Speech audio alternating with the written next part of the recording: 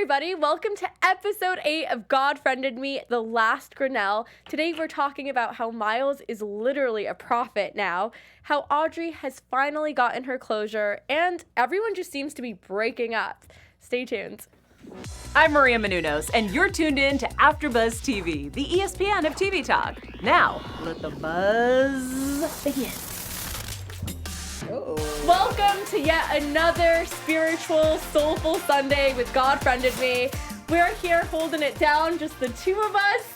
It's going to be a great show. I really enjoyed this episode, and I'm here with you guys today, breaking it down. We are going to be talking about everything that happened in this episode, and obviously also going over some really interesting news and gossip, in addition to our special segment, God Speaks, which I look forward to every single week. I'm your host, Mina Naideen, and to my left, we have Rochelle Pollard, who is our spiritual guru here, shedding all the beautiful light on this show. Yes. That is what I'm here for. We have the best time just talking behind the scenes, rewinding, playing, rewinding, playing. Yeah. Okay. Commenting. Look, I'm super excited to host this with just me and you, boo. But we do got to shout out our wonderful co-hostess, Jamie and Franceli, your favorite Latino, Afro-Latina. Yes. So shout out to you guys. They're out doing their thing, and we miss you guys. Yes, make sure to follow Jamie Alexander and Franceli Chapman on social media, Instagram and Twitter. But yeah, what were your overall thoughts of this week's episode? I am just so worried about Rakesh, and if you don't know, you know now, because, baby girl just left him. Jaya, she really just left my boy, and, I'm so pro. I love Miles, but I have a little love more for Rakesh, so it was a really good show, a lot of heartbreak, but I'm so excited to talk about it with you, girl. You know what I've noticed? I feel like all of us weirdly gravitate towards the men on this show, where we're like, we're ladies. Team Miles, and Team Rakesh, which is so weird, because usually on every other show, I'm always team whoever the female ladies, is, because I feel like I always relate to the female characters more. Yeah. But for some reason, I feel like the male characters on this show have very feminine, nurturing qualities that makes me feel like they resonate more with me, and I feel like the women are kind of taking on the stereotypical male roles. Where Jaya is very, we'll get into the Jaya situation later, but how she's kind of more assertive, and she's this isn't gonna work, but I love you. Kind of calling the shots, making the decisions, setting the boundaries, and I feel that way with Miles too. He's super patient, he's chill, and Kara's having trouble and difficulty expressing herself. Things that are stereotypically seen as male traits, not opening up fast enough, and absolutely right. The woman always being patient. It's everything is being switched the other way. So you're still connected to whatever is closest to the feminine. I feel still connected to that, but for some reason the men on this show, I'm always I feel you. I really feel you. They're really mature. They're really awesome. I think they're definitely men that we would love to come encounter with, not them. Call me. No. But I just mean their qualities and their characteristic will be something awesome that we would love to connect with. So I think that's what it is, Yeah, definitely. That's what it is. It's men that we would love to connect with. Yeah, but we can't, because these men must walk alone, apparently. They must clearly, walk alone. episode 8. Yeah. For whatever reason, now we find out that except little man. The path, the path must be walked alone, and that there's this thing where it's you either have the God account or you have love, and this is a theme that's constantly being repeated, all the time, where it's with Reverend Finer, it's you choose the church or you choose Trish, or Miles, is he gonna choose Kara or is he gonna choose the God account? And with Rakesh. Now this new, with Rakesh, how is that gonna work? And with Gideon, this new character we have, he left behind the God account because he wanted to choose love. Do you think that this is mutually exclusive, or do you think you can have both the God account and love, or do you really think you have to choose one or the other? Because I thought that was so weird. Well, for those who don't know, Gideon, if you watch the show, Gideon, he was the first person who got a friend request before Miles did. And yes, I do think that maybe it's a big job, and it happens randomly and it's invasive, it's just they're chilling, drinking, and bloop, it's a new friend account. Sometimes you have to go city to city. Sometimes it takes a big part of your life, and it's separate from your job. They all have different jobs. They don't get paid it's an internship. It's another internship that's invasive, that needs your full attention. So I do believe that it will distract your livelihood and whoever you're sharing your life with.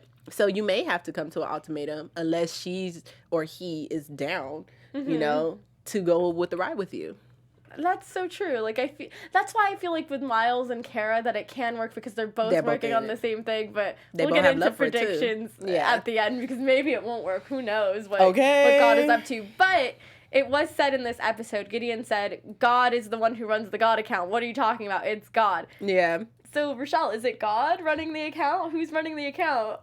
Personally, I don't know, but for the fact that it is like it connects them the same way how we found, you know, Miles to go ahead and get connected to him to bring it back to Audrey, you know, and it wraps around the father being there, you know. Arthur awesomely was there at what is her name? August, her father, and he, you know, gave him his last, they call it the rites. Yeah. Like, basically when they when they pass away, yeah. Yeah, so how ironic is that? And personally, me, I don't believe in coincidences. I believe in God. So I do believe, like, oh, well, hey, it might be the God, you know, God behind the God account. Because it just, like, how can a normal person be able to do that with all these different people and technology. Study them? You know, there's actually dating apps where it's like you match with people based on your mutual friends. So, like, people you would run into anyway based on the types of people you hang out with. And there's even dating apps. I can't remember what the name was, but this one really creeped me out. Where, like, it wasn't Bumblebee, was it? No, it wasn't that one. It's one where, like, you have it on and you match with people that you've actually literally, like, walked by. Like, so it basically, people you would actually run into in real life, it connects you. So it just reminds me of the God account because it's like the God account is constantly placing people in situations where they're gonna cross paths in a city as big as New York City. Right. So, like, come on, I feel like there are weird, like, apps that do that where it's like, what's your location, what's your radius, and it tracks where you're going. Like, find my friends. Right. You know? Well, I guess if someone has that much time to really deep dive into multiple people of life, and have them connected, like, I guess it's possible. Mark Zuckerberg. Yeah, personally me. Facebook creator, yeah. There's some weird stuff going on in the world right now, guys. But yeah, this was kind of crazy, like this whole Gideon situation.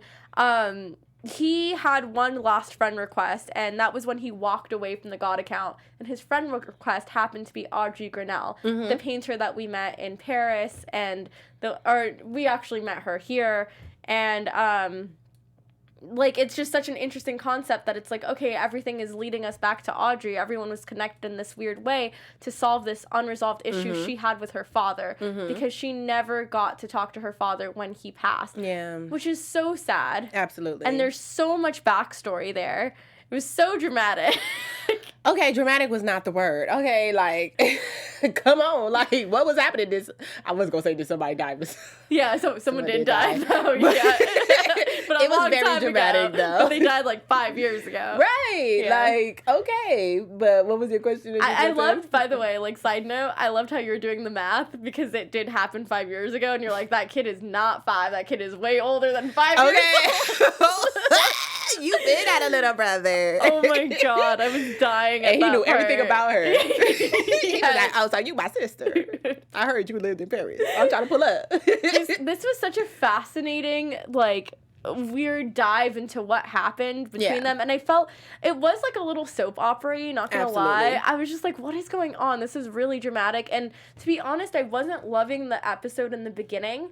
But as we kept watching, I was like, I'm not feeling this episode. I don't like it. Then we kept watching it, and I literally cried again. And I said, I'm not going to cry during this episode. And I literally cried. Girl. It gets me every time when I least expect it. I'm like, I can't believe this show made me cry again. This is so ridiculous. It was cute. It was cute. Y'all, if y'all wasn't here to see my friend, she was literally irritated after a commercial. Like, I'm just over it. I'm just not even going to give them my tears this week. 2 minutes later, the little baby boy came out. Baby girl was like, I can't believe she got about her.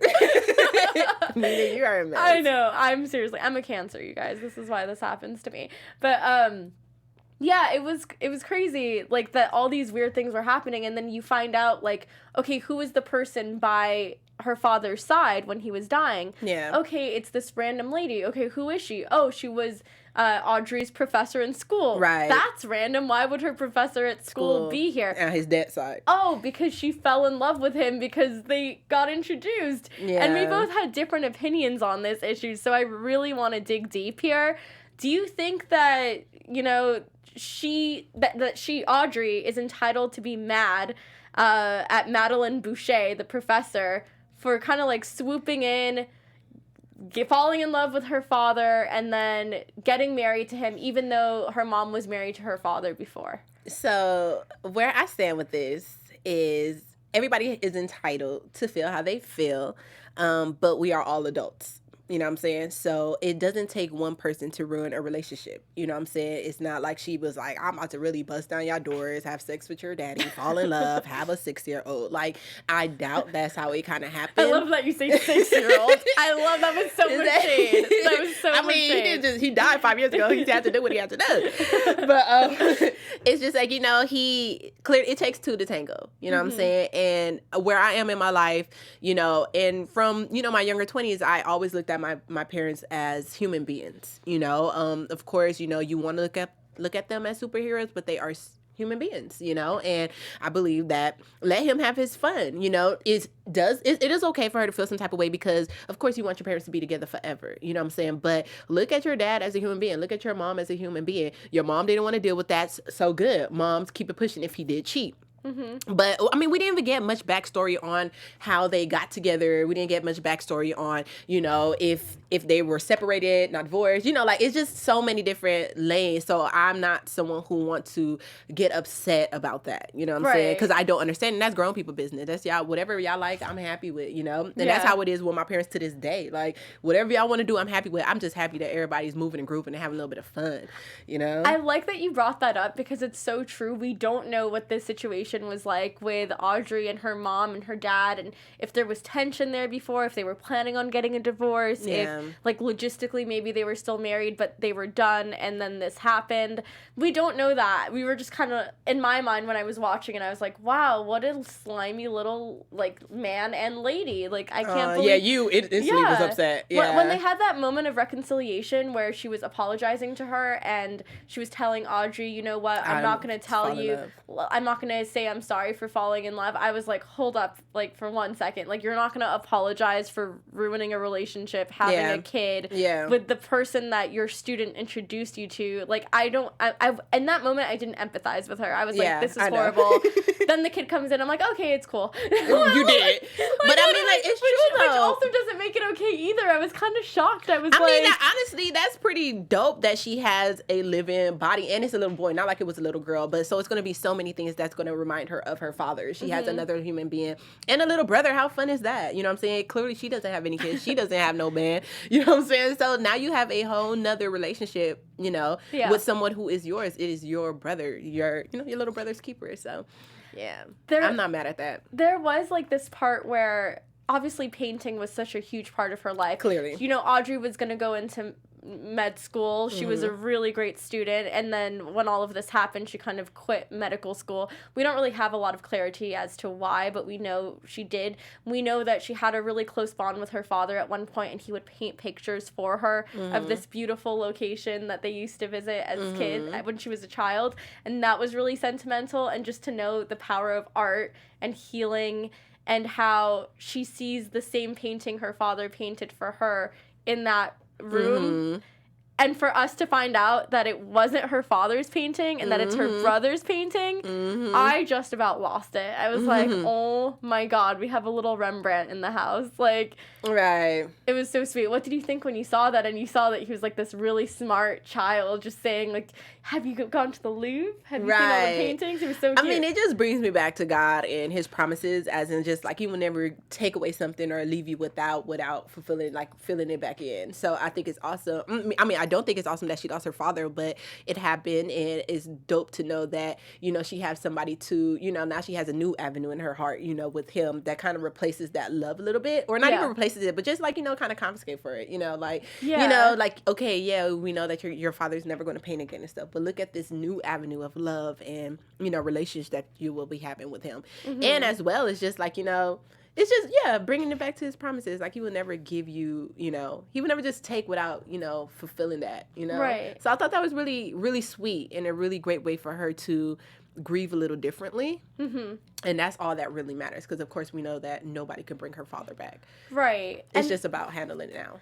I know, and that's the part where I could really feel her when she was saying, like, what are you guys going to do for me? I already lost my dad. Right. What are you going to do? It's not like he can come back from the dead. Yeah. And the fact that she could still find closure in this situation and the beauty in the situation despite all of the pain surrounding it, I was just kind of like, wow, like, it's funny, like, you have ways of coping through things that maybe you've never expected. And what I love about the show is just kind of how there's this team effort around everyone, where it's like, they're not making money off of this in any sort of way, and they're like out here like trying to help you and your soul. Trying to help everyone. It's like some charity stuff, and I love it. And well, I just feel like now, like, more people need help because everyone seems to be breaking up, and I want to talk about that. Like, Rakesh needs help. Jaya, I think, needs help. Whose side are you on with this? What's going on? Because are you team Rakesh, team Jaya? I'm team both of them. I'm team doing whatever makes you happy. So, of course, I love Rakesh. She's super sweet and stuff. But listening to him vent to her, and they're clearly not equally yoked at the moment, I totally understand Jaya. You know what I'm saying? Just because you love me so much, I do believe you can overlove somebody. Like, let's not act like it's not someone in your DMs right now, or somebody that you know that really, really likes you and just want to give you everything, but you're just not there. You know what I'm saying? So when he was saying that, I really try to put myself in her perspective, in her shoes, and think like, you are doing it's too much dip on your chip, you know what I'm saying? Like, she's not there. And then and what she said made complete sense. When he went into her birthday party, he got on one knee, it was not, something, and they did everything together. You know what I'm saying? Like, they had these conversations, like, they even laughed together, like, we was not ready, all of a sudden now, because you couldn't come to my birthday party, you want to bust in there and not over confiscate on my birthday, but you want to propose to me? Like, this is not how it's supposed to be, And he did that off of emotion, not really thinking, you know? I think if maybe he kind of went back to the bar, talked to home friend, Ali, and really, sat it down, maybe we could have had a different outcome. I feel like if he didn't talk to Ali, maybe he would have had a different outcome, because he did talk to Ali, and Ali's like, Rakesh, you're the smartest person I know. We can't blame Ali, though. Like, right? And he once she said that, he's like, I am. Like, I'm. And then it's just like, we never thought that he was going to go in and do that. Like, I thought it was, there was a part of me that's like, yeah, Rakesh, you do need to be more assertive. Like, go there to that birthday party uninvited. There was a part of me that's like, I want him to sneak. That. Like, make sure she wasn't had another date or something. Yeah. And I kept feeling like she's obviously cheating. Like, this is so sketch. You did say that. And I'm a firm believer that if you don't trust the person you're with, then you shouldn't be with them. But I'm also a firm believer that if you suspect something, go check it out. Do whatever you have to do. I haven't done any of that sneaking yet, because I believe that fed and get your feelings hurt. That's me. And that's just me knowing myself and knowing what I can handle. So when I have those feelings, I just go ahead and peace out, like your first option. You know what I'm saying? You had two different options. If you feel you can handle it, then go ahead behind the bushes and do what you got to do. But people like me, don't fed. If you don't trust, then you need to keep it pushing. You know what I'm saying? Do you think it was a good idea for them to break up? It wasn't really mutual. No, I think they needed to talk. It was high tension. It was moving too fast, and it ain't even that deep. You know what I'm saying? Like, she should have said, you know what, baby, like, after the party, pull up, that's not the way that I expected us to do this thing, and give an opportunity for them to have a conversation. Like, they both did things separately, and that's where the relationship fell. He thought that he could have just proposed to her, and she thought that she could just break off the relationship. Right. Have a conversation. It was definitely a mess, and I hope that in the future, I don't even know if they're going to be in each other's lives again, but in whatever way, I hope they can patch it up or, like, reach some sort of common understanding. Yeah. We had a similar thing happen with Reverend Finer and with Trisha, and with Trish, with her necklace. And yeah, we kind of, like, had that sentimental goodbye where she's like, you got to put the church first. Like, she kind of made the decision for him, and then at the end we see her going to his congregation. So what does that mean? Are they or aren't they together? Girl, I don't know. I really cannot assume. Like, honestly, like, she's still a good woman. They're still mature. They're still awesome, and they still got love for each other. So we're just going to have to see next week and see if he doing his thing. Any final thoughts on this week's episode? A lot. It was a lot. Unfortunately, we don't have a lot of time to get into it. Yeah. So, we gonna meditate and marinate in that. And when we have our other co-hosts, we'll be able to play off of what you thought. But it was a lot tonight, and a lot of breakup, a lot of uneasy stuff, a lot of cliffhangers, you know what I'm saying? Right. So it's not much to really say, but so many breakups, all that stuff. So I'm excited to see next week, see what happens. I'm excited as well. And please, guys, engage with us in the comment section. Let us know what you thought of this week's episode. Let us know if you liked it, what were some highlights, and what do you think is going to happen with all of these couples and all of these dynamics in next week's episode.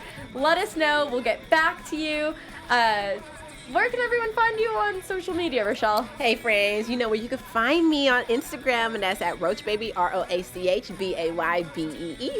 And I'm Mina, and you can find me on Instagram at Mina Makes Magic. Thank you so much for joining us. We'll see you all next week with a full panel, hopefully. Okay. See ya. Bye. Our founder, Keven Undergaro, and me, Maria Menounos, would like to thank you for tuning in to AfterBuzz TV. Remember, we're not just the first, we're the biggest in the world, and we're the only destination for all your favorite TV shows. Whatever you crave, we've got it. So go to AfterBuzzTV.com and check out our lineup. Buzz you later. The views expressed herein are those of the hosts only and do not necessarily reflect the views of AfterBuzz TV or its owners or principals.